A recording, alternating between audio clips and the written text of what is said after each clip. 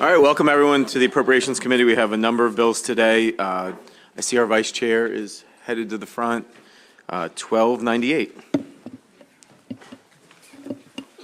Good afternoon, Mr. Chairman and members of the Appropriations Committee.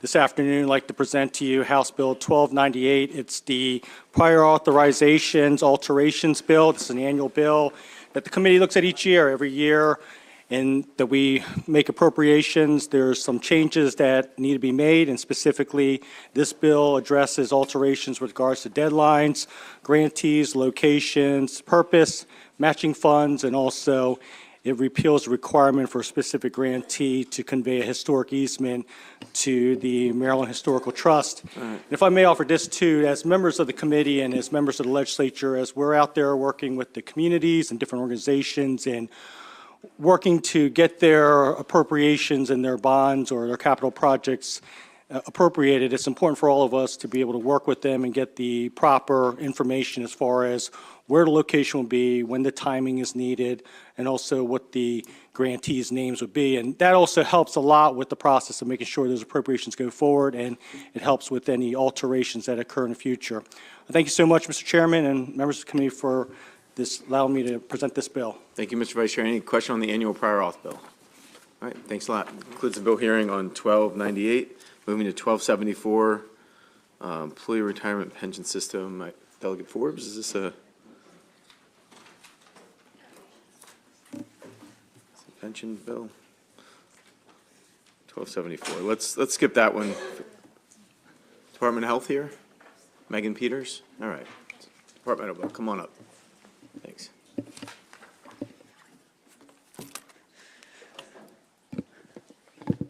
Good afternoon, Chair Barnes, Vice Chair Chang, and committee members. For the record, my name is Megan Peters, Acting Director of Governmental Affairs with the Maryland Department of Health.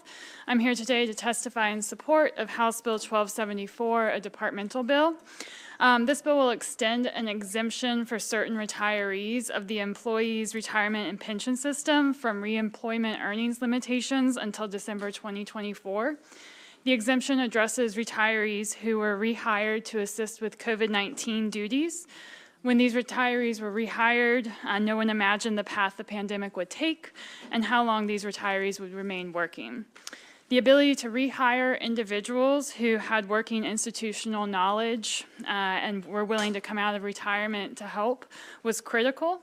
An initial exemption for these retirees was unanimously passed last year by this body as Senate Bill 402. The exemption for last year extended through December 2022.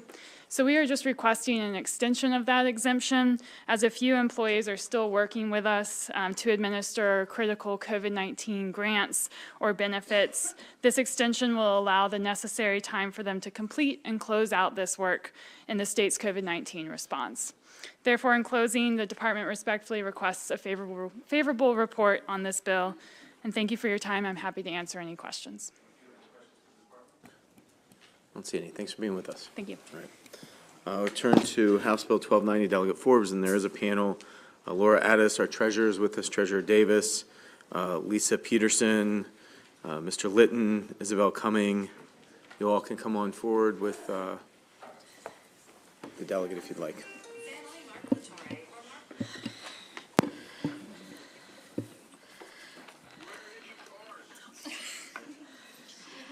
Thank you, Chair Barnes, Vice Chair Chang, members of Appropriations. For the record, I'm Delegate Kathy Forbes. I'm here to give testimony in support of HB 1290. This bill is intended to reform the Maryland 529 program. Currently, the Maryland 529 college savings programs are administered by a state agency, Maryland 529, and overseen by the Maryland 529 Board. This bill dissolves the Maryland 529 Board and transfers the responsibility for administrating the Maryland 529 college savings programs to the State Treasurer's Office. The bill requires the State Treasurer to suspend new applications to the Maryland 529 Prepaid College Trust and give opportunity to current investors in the Maryland 529 Prepaid Trust to roll that investment into the Maryland College Investment Plan.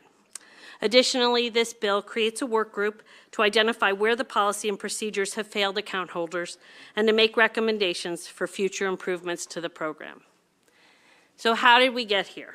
I'm going to go back to 2019. There was a scathing Office of Legislative Audits reports on Maryland 529, and it focused primarily on the problems with the prepaid college trust. There were two main findings in that audit, and the first was that the trust was distributing earnings inequitably. So if a person had invested, an account holder invested in the trust years ago and decided not to use it for tuition and fees at an in-state college or university, and instead rolled it over into the investment plan, they got back their original investment and they got back earnings on top of it. But if a person was using it as it was intended for tuition and fees, they weren't really getting earnings. And part of that problem was because we have held as the General Assembly tuition increases at about 2% a year. So they weren't really getting any earnings on it.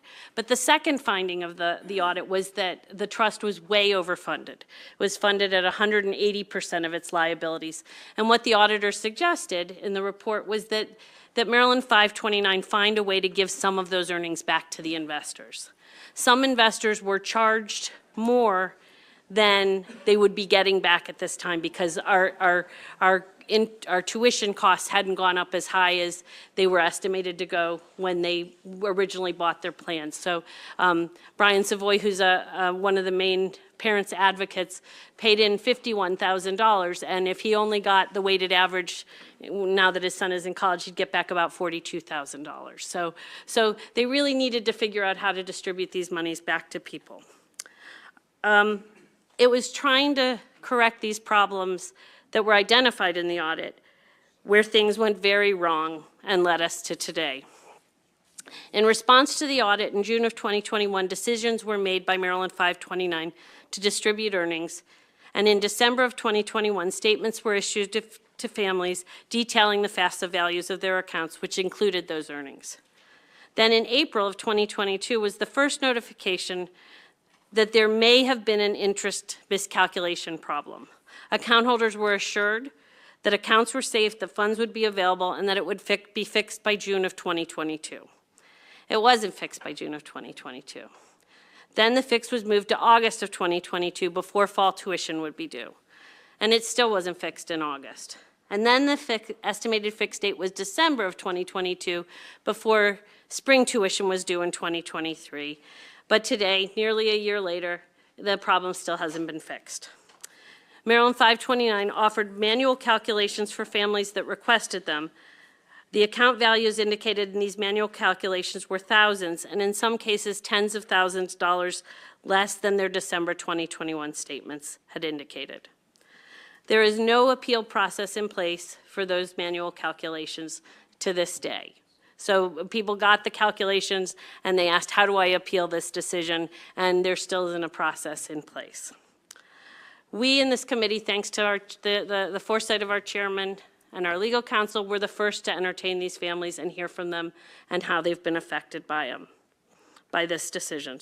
Today, your committee folder is filled with written testimony, each one detailing a family's struggle with the Maryland 529. Their stories are all different, but they all have one thing in common: a year-long bureaucratic nightmare. These are families that planned for their children's future, invested in a program that was backed by a Maryland legislative guarantee, and at the time they most need to access the funds to pay current tuition, Maryland 529 has been unresponsive to their concerns and problems caused by decisions made within the agency.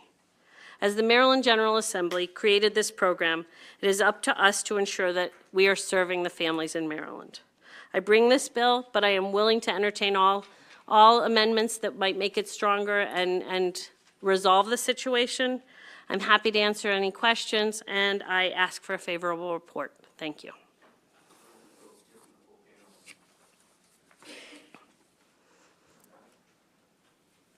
Mr. Chair, Mr. Vice Chair, members of the committee, I'm Laura Addis, the Deputy Treasurer for Public Policy. Treasurer Davis is joining us virtually. He's at a Treasurers Conference in Maine. So John Martin and I are just here to help answer any questions that you direct to the Treasurer.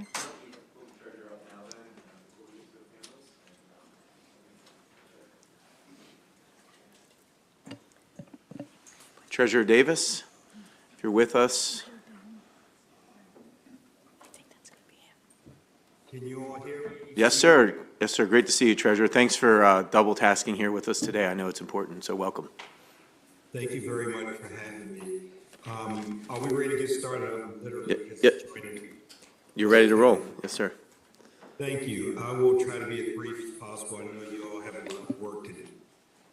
For the record, my name is Derek Davis. I'm Treasurer for the State of Maryland. This is regarding House Bill 1290. House Bill 1290 makes bold changes to the way the Maryland 529 program operates, is structured, and governed. Instead of having an independent agency that is overseen by a board of directors, the programming plan will be brought under the State Treasurer's office. And I want to be clear, while I'm not here so much to advocate it for the State Treasurer's office, my goal and my interest is that we need it to be somewhere. The program clearly hasn't worked the way it has been intended. There's some dissatisfaction, I know, among the legislators and the parents, and it was my thought that bringing it under the State Treasurer's office as it is in other jurisdictions might be able to help us get things back on track to the satisfaction of the stakeholders. So I wanted to be clear. And I know that my team, while a monumental task, I have full confidence in my team that they will be able to do the job as you all envision. I want to be clear, my written testimony does three things. It provides information on my office's current staffing level. It discusses resources needed to integrate the Maryland 529 program and offers an amendment to clarify your intent. First of all, I know that you know about the work that the office does to issue debt, invest the state's money, and handle tort claims. What you might not know is that we have a very small team, only 63 full-time employees who invest over $20 billion in assets, coordinate bond sales of over $1 billion, process over 3,500 insurance claims, and handle other work. Over the years, the staffing level for the office has not kept up with the pace of the work. Before even considering what staff would be needed to oversee the 529 program, I hope that you will consider the needs that we have to provide our baseline services.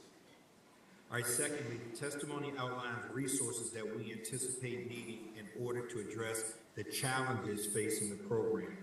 Among the resources we will need to fill existing vacancies and hire the following additional staff: a deputy director, staff to perform contract management, customer and constituent service representatives, IT and human resource personnel, staff to perform legal and marketing functions, and staff to assist in newly created workload. Additionally, we would ask for investments in IT to help us upgrade and integrate our website, and funding to hire consultants as needed to handle claims, review past practices, and communicate updates with the public. The 529 program is funded based on administrative fees or contracts with account holders. As I understand it, the program requires all of the funds that it currently holds. In order to hire additional staff, integrate IT systems, and hire consultants, I will need to ask for this funding. I will also ask for flexibility. Is it possible to accurately estimate what resources the State Treasurer's Office requires in the short term? While we are on the point of funding, I would also like to mention an amendment for your consideration.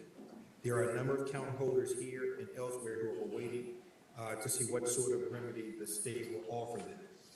House Bill 1290 proposes an interest payment that is really an incentive to roll over a prepaid account to the college investment plan before January 1, 2025. The bill does not, however, address a more comprehensive framework for adjudicating claims made against the trust. I am concerned if the bill does not set up a framework and if the money is not identified, we will not be able to satisfactorily resolve the issues concerning this program. Your constituents are looking to you for guidance on how to navigate this situation. I too am looking to you for guidance on how to implement your will. Without a clear roadmap, I won't be able to get part of the way there. Let me close by saying, I want to be clear, if given the program, the State Treasurer's Office will do everything we can to resolve the issues. We would ask for time and patience. And I want to repeat that. We would ask for time and patience, especially in the first year, as it will take time to integrate 529 as a program, hire staff, and make other improvements. Thank you for your time. Thank you, Mr. Treasurer, and thanks for being with us. Why don't we do this, because I know you're at a conference. Why don't we allow questions for our treasurer, sponsor, or the treasurer's staff now, and that way we can get you back to your conference, Mr. Treasurer, and then we can hear from the families, and Delegate Forbes, if you don't mind staying for that part up front as well. Any questions for the treasurer or his staff? Well, Mr. Treasurer, we intend to give you the resources you need to be able to implement this program. We know it's a mess. We know it's going to be a lot of work for you. We needed somebody serious in charge, so that's why we're looking at you. So we know you're up to it. We appreciate you being with us. All right, we'll let you get back to the conference. Thanks for being with us. We'll turn to the rest of our panelists, and thank you to the treasurer's staff for being here as well. Thank you. Good to see you.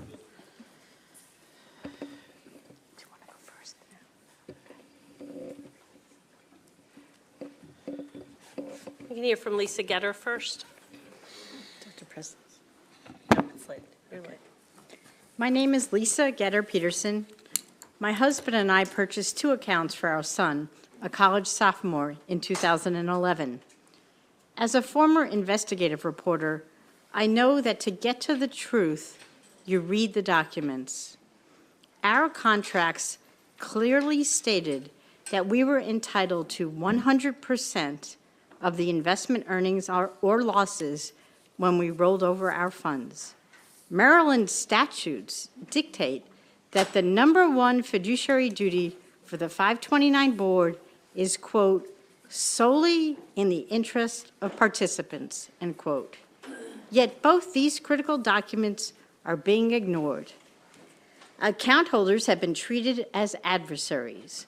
Communications and customer service has been inadequate at best, deceptive at worst. The Attorney General, who represents the board and has hired a law firm on its behalf, refuses to accept consumer complaints about the 529, saying it has a conflict. That is why this bill is so important. But as Treasurer Davis has testified, he needs clear direction on how to rectify the harm to account holders. A working group of parents has put together 10 amendments we would like you to consider. The most significant allows the treasurer to grant a 6% earnings rate, compounded monthly, on account balances from the date of contribution to the date of transfer or rollover. This is only fair because 6% was the rate that existed at the time of the earnings freeze, and it largely matches the investment returns we were promised in our contracts, as well as the binding December 2021 FAFSA statements, which many parents relied on to make financial decisions. Our group has identified funding sources that should be more than adequate if the annual reports are accurate. The trust itself has $1.2 billion in assets, as well as a separate $13 million operating surplus fund, which you can find in a Wells Fargo money market account. If there's a shortfall, then we ask that you request some of the $2.9 million in the state's rainy day fund. We are also recommending a damage claims process. Adopting these amendments will go a long way toward rectifying the egregious contract violations that have done so much harm to hardworking parents who set aside money to make college affordable for their kids. The trust has been allowed to operate for far too long with no oversight, zero accountability, and a blind eye to fiduciary responsibility. Only you can fix it. I have submitted the entire amendment package as part of a long research brief in a separate written document. Thank you for reading, and thank you for listening. Ms. Cummings as well.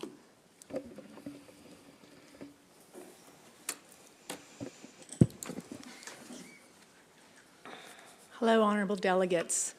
My name is Isabel Mercedes Cumming, and in 2002, I enrolled my 2 young sons in the Maryland 529 prepaid tuition plan. The plan was guaranteed by this body, and it would assure the cost of tuition at the University of Maryland College Park. I worked hard and invested every spare penny and managed to pay it off in December of 2006. My oldest son used the plan and successfully graduated from UMD in 2018. He's now an Air Force pilot. My youngest son used only 1 semester of the plan in 2016. The statements that I have clearly showed there were 7 semesters left. And in 2021, I received a statement that the account was valued at $43,000. In 2022, my oldest son was offered admissions into Johns Hopkins graduate program. I assured him that he would be able to attend because we had 7 semesters left in his brother's 529 plan. In October 2022, I contacted the plan to roll over this $43,000 into the investment plan. I was told I could not, due to a pending forensic audit. Then a week later, it became calculation errors. But I was assured they would be fixed shortly. I kept calling weekly, and the excuses never ceased. 2023 now began with my son's first tuition bill due in early February. The only solution, I was told, was to roll over the principal, which was now $15,000. That's $27,000 short of the value. I was told the interest would not be available until sometime in the future, and the amount was unknown. Unknown. The amount should be 7 semesters at the University of Maryland. Tuition is $6,000 times 7 would be $42,000. My latest account statement now reads canceled, and that interest is unavailable. And I am just one of the many Maryland parents who sacrificed to save for their children's education. And we believe the 529 plan, and we believed in that, and we believed in the Maryland legislative guarantee. And on behalf of the many parents in this room and the many, many that could not be here to attend, please, please stand behind your guarantee and release the interest due on the accounts for our children's education now. Go back to 2021, to the statements we received from the 529, and give us the amount that those said. I thank you very much for your attention. Good afternoon. My name is Kirk Litton. We paid $109,000 in lump sum payments for 3 college trust policies for our children 15 years ago. I'm both lucky and unlucky. My oldest child exited the trust via rollover before the contract changes. She got what her contract called for. All of our payments, plus 100% of her investment earnings on those payments. Her rollover included $53,000 in earnings after 15 years in the trust. She now attends Clemson University. I'm also unlucky because I left my 2nd and 3rd child in this trust. And now all those investment earnings for all the years before November 2021 have been frozen, then removed, then replaced with a 0 to 1% interest rate that isn't stated anywhere in the new contracts, nor even associated with the rollover cash value calculations in the old contracts. So how are they using it? I've appealed my statements and haven't heard one word back. They won't allow me to speak at the board meetings. I spent 2 hours on the Zoom with Tony and the board chairman last month to explain and show them document after document the damage being done versus the prior cash values before and after the contract change. They promised to do research and get back to us, but nothing. My younger 2 children have lost $75,000 removed by retroactive earnings rate changes to our contracts. So let's fix it. Stop the manual recalculations. They are further cementing the problem that needs to be undone. Stop them. Authorize the treasurer to immediately restore our investment earnings for prior years before November 2021. For simplification purposes, just honor the December 2021 statement, which is close enough. Or simply apply the 6% annual earnings rate to all contributions since inception of each contract. That's the same rate that we all were owed to all 30,000 policyholders via a rollover refund at the time they made the contract change. Wind down the trust. Most states already have. Stop accepting new policies immediately. We need no more injured parties. Remember, the trust is only our contributions plus our earnings. There is no taxpayer funds used in the trust. Finally, what is the amount to make us whole? This figure was requested of the executive director by this committee over 60 days ago. That is not a hard question. Just ask Intuition to provide you the total of the December 2021 statements now. We need to know the liabilities. And as for assets, the trust has $1.2 billion in assets, including $13 million in a surplus money market account, over $300 million labeled as overfunding, and another $321 million set aside for current accrued earnings, our earnings. We believe that will be more than enough to cover making us whole. We need action, and we need it now. We have one injured year already. Starting in the fall, you're going to have a second entire class of people sitting up here demanding their money. Thank you. Thank you. Thank you, sir, and thank you for your testimony. Any questions for any of these families for our bill sponsor, Delegate Metzger? Thank you, Mr. Chair. You know, when I was a little boy, my father used to say, "Son, your word is your bond." It's ironically 54 years ago today, he passed away. But I'm here today to tell you that my word is my bond, and I'm looking at you folks in the red, that our legislator in 2002 created this, and we're responsible for fixing it. And I'm going to give you my word publicly that I'm going to do everything we can to fix this. Thank you. And I think the question, here's a question. I think the question is, it kind of goes kind of deep. Are we just peeling back an onion for this to be deeper than what we even know? Could it be possibly that there's other states that are going through this same thing? Could it possibly be that a real forensic audit could create it, could fix it, and could also the balance of the 6%, could that fix it? God bless you. I'm happy to answer that. If you simply honor December 2021 statements for all, because that was the first time any of us got actual statements that had interest and calculations. It was before this body 2 months ago, the executive director said it's like a bank statement. That's incorrect.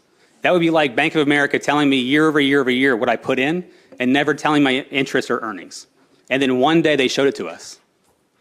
I knew my calculations from 2020 and 2021 because I asked for them. I paid $24 per policy to find out what my rollover benefit was. I have those statements here. It was in line with the December 2021 statements. The 6% was basically what the then since inception rate was at the time the board changed. So if they just stopped the contract and made everybody whole at that point and then changed the terms moving forward, we would have had no problems. What they did was they changed the contract, retroactively taking all the earnings from us from prior years to give a better benefit into the future. And they replaced that with an interest calculation that had nothing to do with a cash value or rollover calculation in the contract. So simple fix is honor the contracts and the statements from 2021 December, and we're all made whole. Seemed pretty painfully clear at that hearing a couple months ago that we were just tilting at windmills and not really getting anywhere. So that's why we have the legislation, and we're gonna keep working through it. I know the bill sponsor is happy to look at amendments. We have all of the written testimony. I see pictures being held up back there. We're going to read this. I want you to know the committee is going to read your written testimony. In my packet I submitted, there's 4 pages that show 4 disclosure examples of the rollover article from 04, 10, 20, and 22, clearly showing the changes they made to the contract that last final time. And I also have these lovely charts because people like pictures. This one was done correctly. These are what they're saying my current kids are worth. We like graphs and appropriations. Graphs are good. So I did bar graphs for everybody. So, Great. you know, skip the pictures, you'll see the damages. Yeah. Excellent. But we really need treasurer to be empowered. I mean, a committee, and Delegate Forbes has done an amazing job. You know, obviously looking at matters one thing. We need, a 60-day committee. We need, give treasurer the action to say, put these back in place and let's get these people, because we're all making checks here in the next couple months. And we're going to give him the resources he needs. I think we put about $6 million in the budget to the treasurer's office so he can deal with these things. If he's going to let us know, we're going to keep working with him on what he There's been needs. a lot of families. I wasn't personally damaged quite yet. I've got another little bit of time, but most people back here have been damaged immediately. So some kind of damage fund would be a helpful start, and then obviously restoring the earnings would get us all whole. Yeah. And we appreciate all your testimony. Are there other questions? Did you want to add something, ma'am? Yes. I wanted to add one thing about the 2021 FAFSA value statements. We got them for the first time with the refund value of our accounts. And the refund value was calculated because the Federal Department of Education requires the refund value to be reported to FAFSA. Most states give this number freely. Maryland never did. So when they hired tuition has other clients in other states. They knew the value you give your customers is the refund value. And so they used the 6% calculation to give us a refund value. It wasn't a mistake. They were following the law. Right. The only time Maryland has ever followed the law when giving us a FAFSA value. Right now, if you look at the website and you follow the directions for the FAFSA value, you are violating the Department of Education rules when you fill out that form. And it's a crime to put false information on a FAFSA form. Yeah, Thank you. They kept us in the darkness for 20 years, just to be clear. And we're the first injured parties because we have kids in college. All the people behind us are going to have those same statements that they believe are the values, and they're going to come here next year and the year after and the year after that. And they basically just never told us the amounts for 20 years. Yep, there's no question, after having that hearing 2 months ago, it became painfully clear, as I said, that there's obviously a problem with the agency, that's a long-standing problem.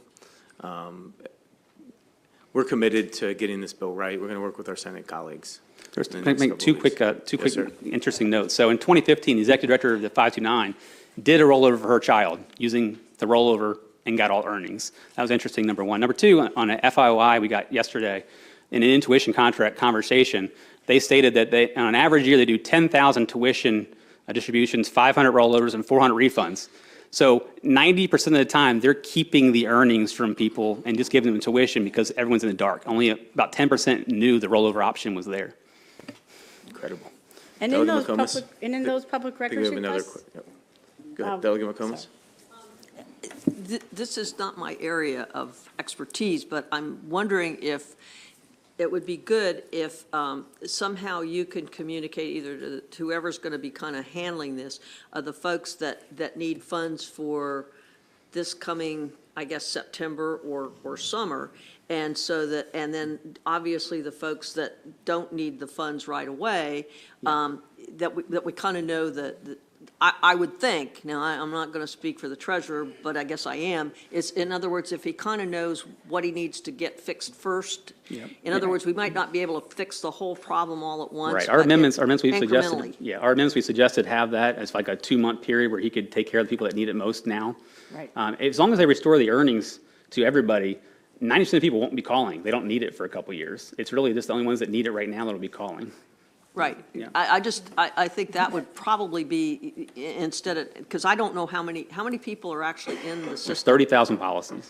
30,000, yeah, well, so it would be nice that they kind of, I believe right now only 5,000. I think 5,000 are actually actively getting distributions. Right. 5,000 Using it either policies. for tuition and fees in-state or wanting to roll it over and have their earnings Well, for that. anyway, I mean, I'm just trying to think the practical way to solve it. And then the other thing is, if it's necessary to get some commercial trust advice that the state could maybe get that to figure, to kind of unravel what went wrong. A big bank or something that has a big, really good, competent trust department. Yeah, one of the challenges, 2 years ago, they rolled a lot of their money into longer-term investments, I guess because they weren't planning on paying us our earnings. So the liquidity issue might be an issue that we might need a short-term help with. The money's there, I believe in the trusts by far. It's just a matter of how you can access it. Yeah. Thank you, Mr. Thank you, Chair. Delegate McComas. Any other questions? Well, thank you all.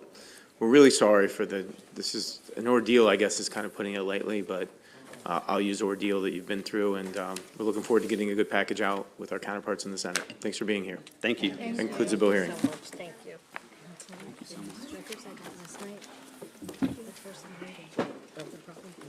So Delegate Augustine, Senate Bill 152. I promoted you. Sorry, Senator Augustine. Thank you. You killed it. Thank you. Oh, he's coming up that way? Okay. Thank you all. Thank you, everyone.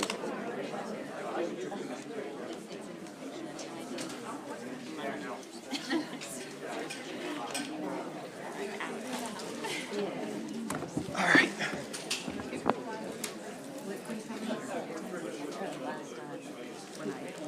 You ready, Mr. Chair? Yes, sir. Okay, thank you, Mr. Chair. Senator Malcolm Augustine here with Senate Bill 152, bond sales notification of the public. Colleagues, this is in the same posture as House Bill 388.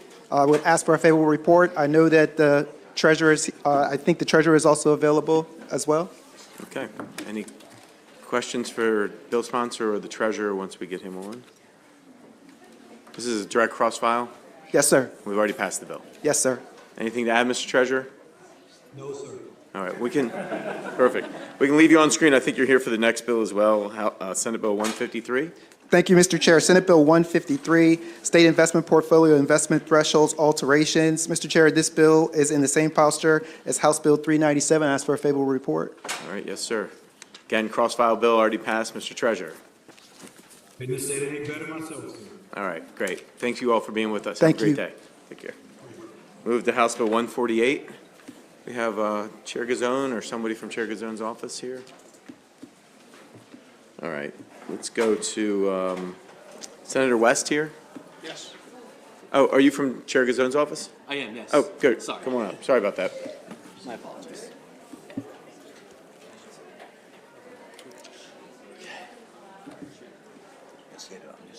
Okay.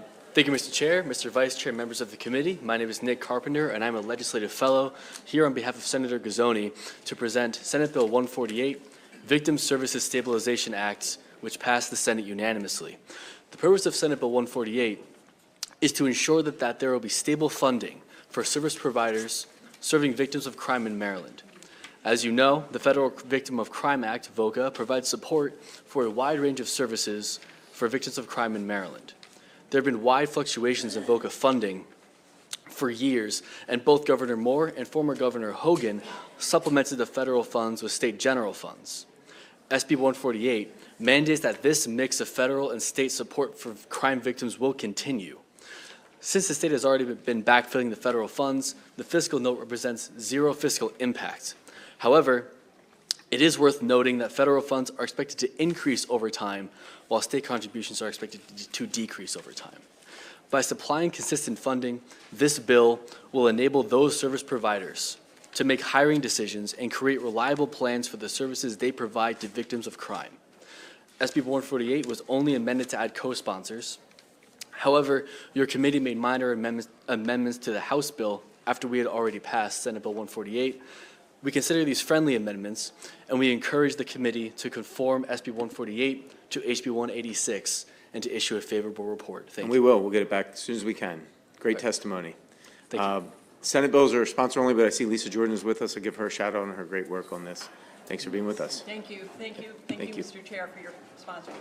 Thank you. All right, thanks for being with us. That concludes the bill hearing. Yeah, thank you. I think you're here for the next bill as well. Senate Bill 175? Yeah, sorry. You can stay put. I think you have the next two.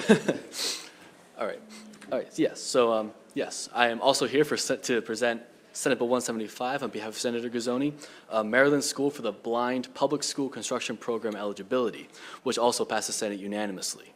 The Maryland School for the Blind has been utilizing state public school construction program funds since 2012, but they are on course to be excluded from those funds in 2028. The purpose of Senate Bill 175 is to allow the Maryland School for the Blind to continue participating in the state public school construction program and competing for funds from the Interagency Commission on School Construction beyond 2028. And doing this will enable the Maryland School for the Blind to complete its master plan and provide resources to maintain the state's investment in the Maryland School for the Blind's campus. SB 175 is the cross-file of HB 366, which was passed by your committee and the House of Delegates unanimously without amendments. SB 175 was only amended to add a co-sponsor. Therefore, we ask for a favorable report. Thank you. Sir, any questions? I think that concludes the bill hearing. We'll move on to Senate Bill 359. Yes. Okay. I'm still here on behalf of Senator Gazzoni to present Senate Bill 359, Community College Tuition and Residency Waivers Funding, which passed the Senate unanimously. The purpose of Senate Bill 359 is to create a sustainable public policy for all of Maryland's community colleges by permitting the governor to appropriate $10 million to reimburse colleges for state-mandated tuition and residency waivers. Your committee has already heard HB 390, the cross-file of this bill. SB 359 was amended to add co-sponsors, replace language mandating the appropriation with language permitting the governor to use his discretion to provide that appropriation, and to remove a sunset provision. Thank you, and we ask for a favorable report. Okay, thanks for the testimony. Any questions? All right, that concludes the bill hearing on 359. One more, Senate Bill 556. Yes, and finally, I am here to present, on behalf of Senator Guzzoni, to present Senate Bill 556, the Maryland Community Health Resources Commission Compensation for Employees, which passed the Senate unanimously. The purpose of Senate Bill 556 is to provide the Maryland Community Health Resources Commission with the same level of salary setting authority as what currently exists at the Health Services Cost Review Commission and the Maryland Healthcare Commission. Providing the CHRC with this authority would help it recruit qualified and diverse applicants. Your committee has already heard HB 701, the cross-file of this bill. In addition, Senator Guzzoni has a sponsor amendment to offer for Senate Bill 556 that would address the CHRC's budget in fiscal year 2025 and in the out years. This issue was raised in the CHRC's budget hearings in the Senate Budget and Taxation Committee and the House Appropriations Committee. As you are aware, the CHRC has been funded with special funds since its inception in 2005 and has a mandated appropriation of $8 million per year. Senator Guzzoni believes that it's critical that the CHRC continue to receive $8 million per year and to continue to receive special funding, as this enables the CHRC to deliver its grants in a strategic, nimble, and efficient manner. Senator Guzzoni would request favorable consideration for Senate Bill 556 and his sponsor amendment that addresses the CHRC's budget in fiscal year 2025 and in the out years. Thank you, and we ask for a favorable report. Bill, so we'll take a look at his amendment. Any questions? All right, thanks for being with us. Did a great job. Thank you very much. Senator West, Senate Bill 18.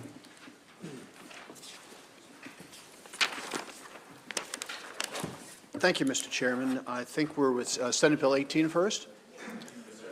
Thank you. It's a pleasure, first of all, to be before you and to see so many old friends sitting around the table. So this is my bill on the Police Recruitment and Retention Work Group.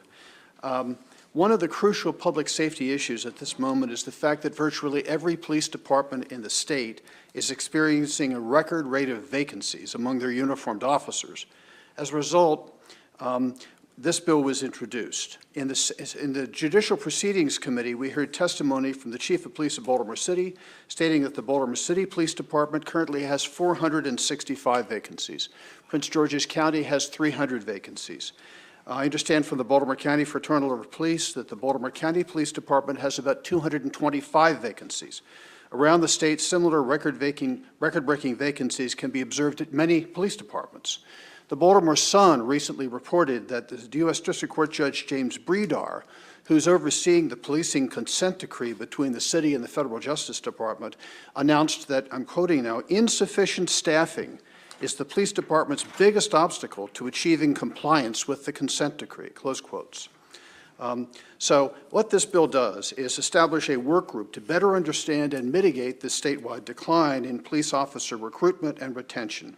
There were several amendments to the work group bill adopted in the Senate, and we would welcome further amendments here in the House. The Senate amendments greatly increased the number of members of the work group, as well as their diverse views and diverse experience levels.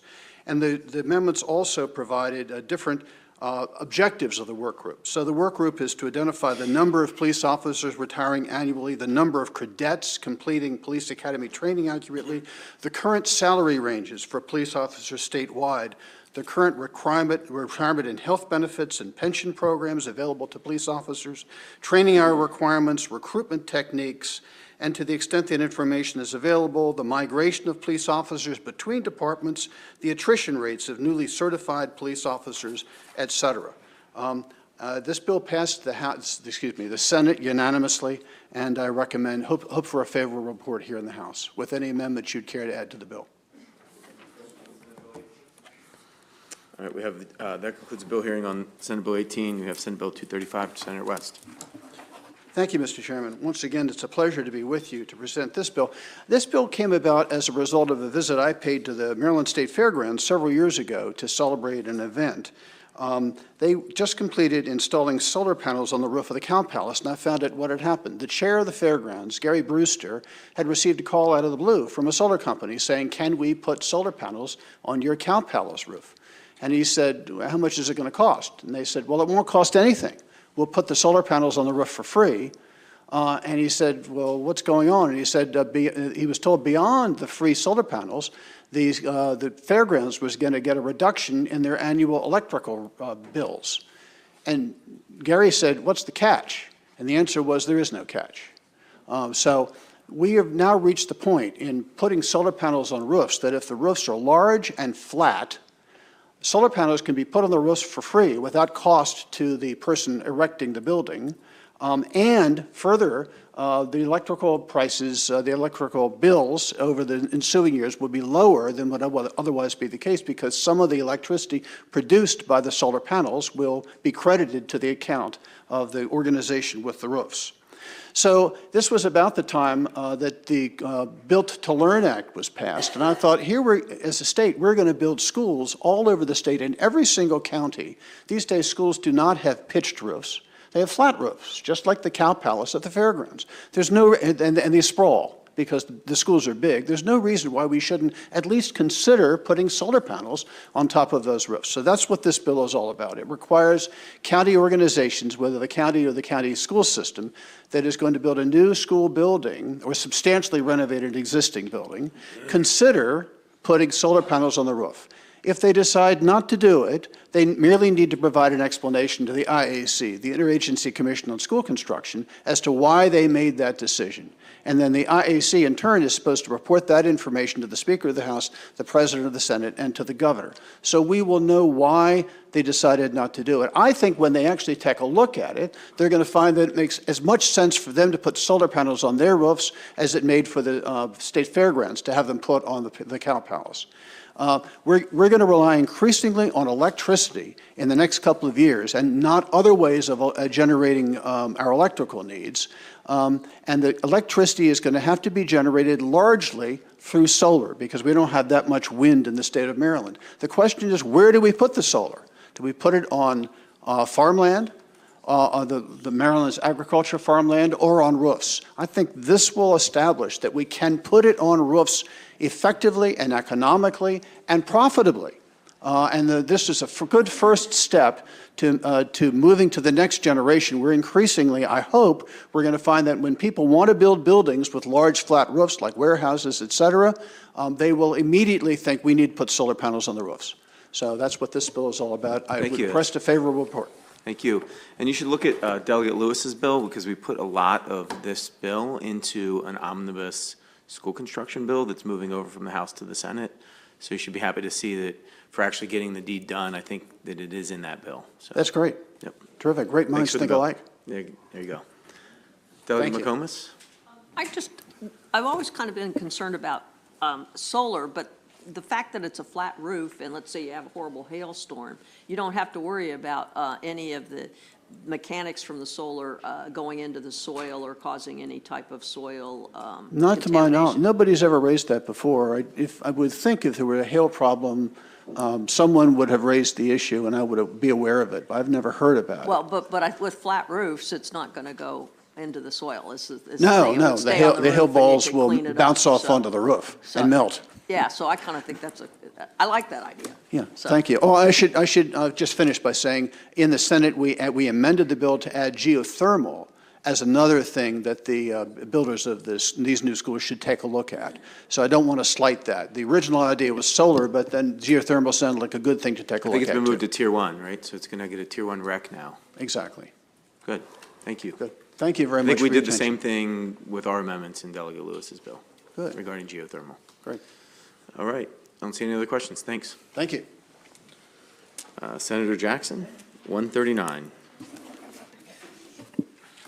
Afternoon, Mr. Chairman, Mr. Vice Chairman, members of the committee. It's always great to be home. Former Vice Chair of Appropriations. I appreciate being Yes, back sir. home, and this is the place that born me as a legislator, so I have the utmost respect of this committee.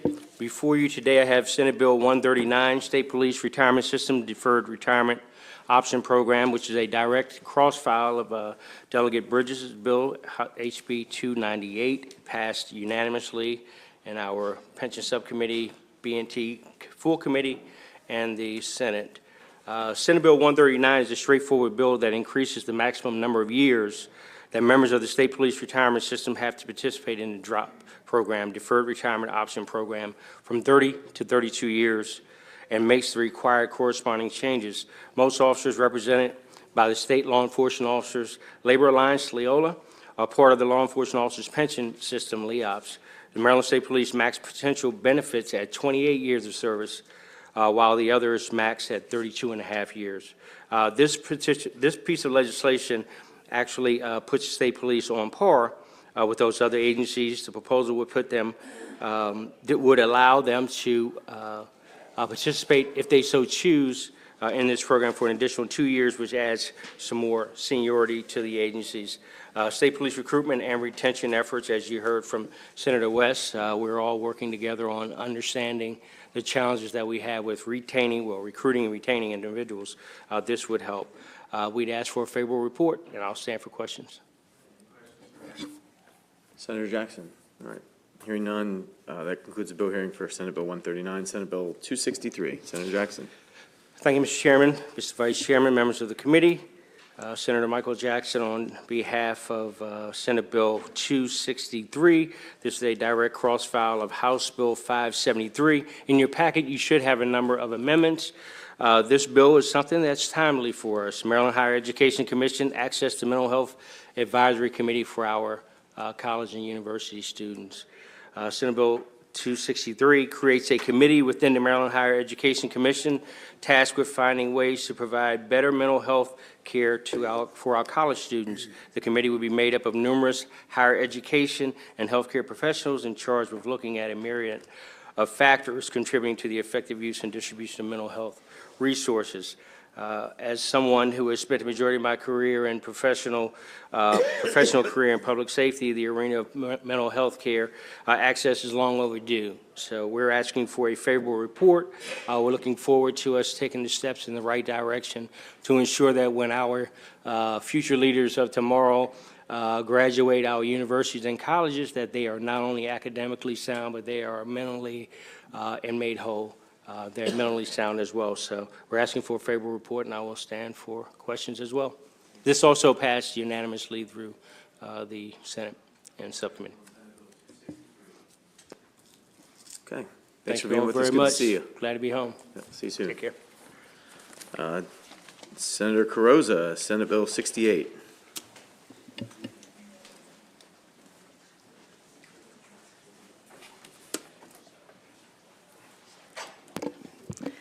Good afternoon, Mr. Chair, Vice Chair, and members of the very distinguished House Appropriations Committee. For the record, I'm Senator Mary Beth Carrozza. I represent Somerset, Worcester, and Wycomico counties, and I'm a proud former member of this committee. I want to let you know how important this bill, Senate Bill 68, Law Enforcement Officer Pension System for the Crisfield Police Department is for the local area. As you know, it would allow the members of the Crisfield Police Department to participate in the Law Enforcement Officer Pension System, LEOPS. Again, this is a priority local bill that is absolutely essential to the recruitment and retention of the Crisfield Police Department. And I want to thank this committee for voting unanimously in favor of the House cross-file, HB 163, and the unanimous House vote. You had to sit unanimous cross-file, Senator. Excuse me? I think the bill's going to be okay. You had to sit unanimous cross-file. Yeah.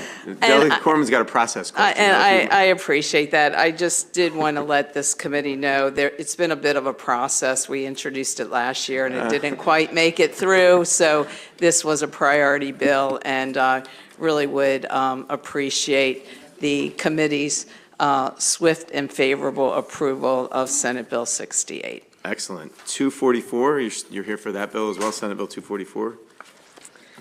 I think, is that also unanimous cross-file? Yes, sir.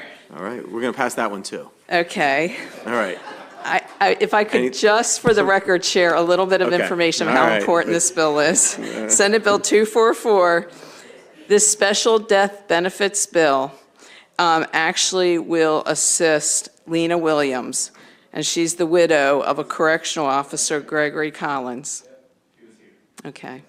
So If you saw her emotion, you know how much it means to her. And again, I really appreciate how quickly you moved on the House bill and would appreciate your kindly consideration of swift, favorable approval of Senate Bill 244. Tell you what, I'm going to get it on the first voting list we have over here after crossover. All right? Thanks for bringing the bill. Any other questions? Great to see a former appropriations member. I'm here quite a bit, thank you. Thank you. I remember where I started and my ties here, and I Yeah. enjoyed it. Thanks, good to see you. Senator Kramer, also a former House member. Senator, come on up. Senate Bill 79. Good afternoon, Mr. Chair, Mr. Vice Chair, members of the Appropriations Committee. Good to see all these smiling faces, Mr. Chair. Ben Kramer here to introduce Senate Bill 79, which is in the exact same posture as House Bill 184, the outstanding legislation that this committee passed unanimously. So with that, unless you would like any more detail, Mr. Chair. Senator Kramer could be a little strident at times, but nobody said he was stupid. Excellent testimony. Senate Bill 248. Yes, thank you again, colleagues. Ben Kramer introducing Senate Bill 248, which is in the exact same posture as House Bill 384, the great legislation introduced by the good Delegate Smith that this committee wisely saw fit to pass unanimously. Thank you, Mr. Chair. All right, 2 for 2. Any questions? I don't see any. Senator Kramer, it's always great to see you. Pleasure to Thanks for being see with you, us. sir. Pleasure to see all of these smiling faces. Stay healthy. I'll see you soon. Senator Elfreth has been here with us for a minute. Senate Bill 142. Thank you, Mr. Chair, Mr. Vice Chair. I know I don't have the, I'm not a House alum, so I get that Senator Kramer was in front of me, and that's perfectly fine. I don't have that distinction, but I'm here to present another unanimously supported cross-file of a bill. Senate Bill 142, University System of Maryland Board of Regents Student Member Grant. Simple bill allows for the possibility of tuition remission, a scholarship to the first-year student regent. The USM received a generous contribution to set up an endowment for that scholarship. Again, the House bill passed overwhelmingly, and I ask your support of the Senate version. Thank you.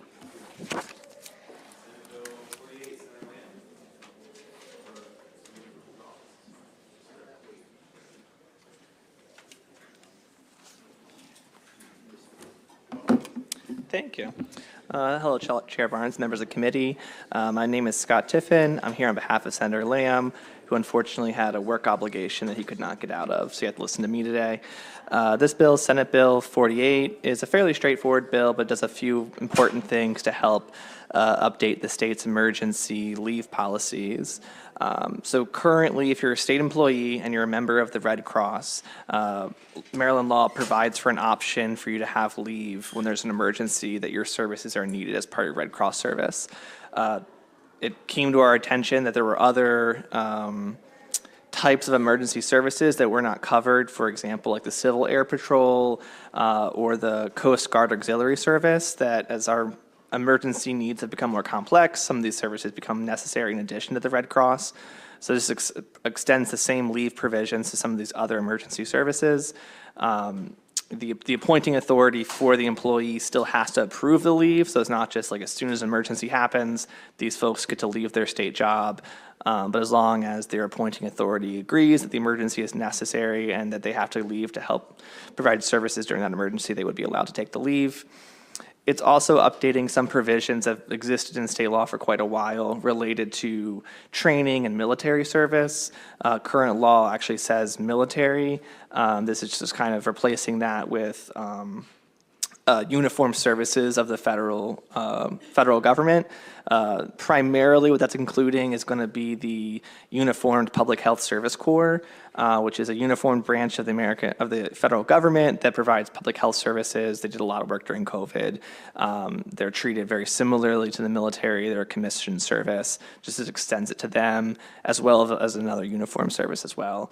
This doesn't impact private businesses in any way. We're only talking about state employees. And as I noted, your appointing authority still needs to approve you for the leave. This just creates the class of leave necessary. Happy to answer any questions. And then also John Bratt, who's on the Zoom, is an emergency manager who could also help probably answer any questions as well. Okay, Mr. Chair, I think you forgot there's a virtual witness, so. Any questions for Mr. Tiffin? Seeing none, Mr. Bratt, do you have any testimony? Mr. Chair, members of the committee, thank you. My name is Jonathan Bratt. I'm here in support of SB 48. I'm a professional emergency manager with over 20 years of experience in the field, and can firsthand testify that SB 48 will have a positive impact on Maryland and its residents. And before I continue, I just want to make sure you can hear me okay. Yes, we can hear you fine. Thank you. SB 48 aims to expand the availability of state employee disaster service leave to better support our local communities during a time of crisis. Since the state's existing disaster service law was enacted, a host of additional service organizations have formed and now represent the key component of our state's ability to provide disaster relief and recovery. Organizations like Community Emergency Response Teams, Maryland Volunteer Organizations Acting in Disaster, local volunteer fire departments, and of course, the Red Cross, along with many others. With regard to the uniformed services that was noted, over the past decade, we've recognized the needs to improve the federal response to domestic emergencies. Through that lens, the CARES Act under President Trump established the Public Health Service Reserve Corps in 2020, and President Biden recently signed the CREW Act, which established the FEMA Disaster Reserve Corps as a nonpartisan issue. Both are examples of non-armed civilian components of the federal uniformed services. These new organizations, along with a few already existing, represent the front lines on the battle against pandemics, climate change, terrorism, and natural disasters. They operate almost identically to their armed services partners and are often embedded with armed services operations.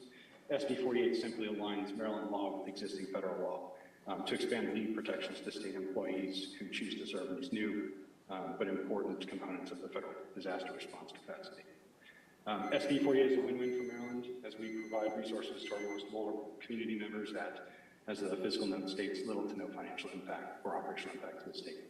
And I appreciate and urge you to appreciate your time and urge you to vote favorably and available for any questions. All right, thank you. Any questions for Mr. Bratt? Seeing none, thank you. That concludes the bill hearing for SB 48, and that concludes the work for the day. We're adjourned.